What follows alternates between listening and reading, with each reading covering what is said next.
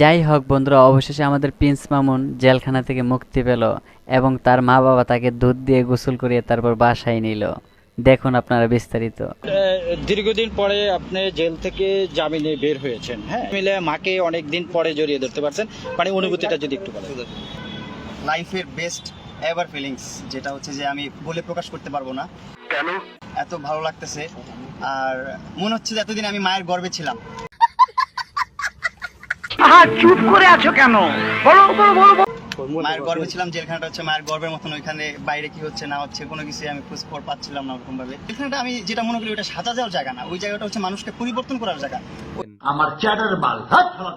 কিন্তু আমার সাদা মনে একটা প্রশ্ন, মামুনের এত রং বেরঙের কালারের চুলগুলা কোথায় গেল? ঠিক বলেছো। এবং তার চেহারাটাও হালকা শুকায় গেছে। মামুনের এখনকার চেহারা আরো 2 থেকে 3 বছর আগের চেহারা একদম সেম ছিল, মানুষের মতো দেখা যাচ্ছে।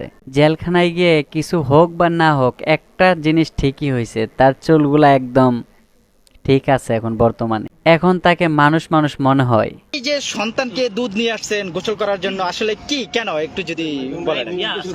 এই সমস্ত আসে নাই, মানে আমার মনে টানছেন যে আমি এখান থেকেই ওরে গোসল করে বাসায় নিই। এই কারণে আমি গাড়িটা দাঁড়া করাইছি, আর তোমাকে দাঁড়া করাইছি এই জায়গাতে গোসল করে নিয়ে যাবো।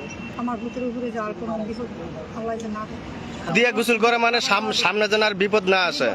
আল্লাহ যে বিপদেরকে মুক্তি করে। মামুনের বাপ মা বলেছে জীবনে মামুন অনেক পাপ কাজ করেছে, এখন জেল থেকে ফিরে এসেছে, তাই তাকে দুধ দিয়ে গোসল করিয়ে বাসায় নেই, যাতে করে আমার ছেলে পরিবর্তে ভালো কিছু করতে পারে।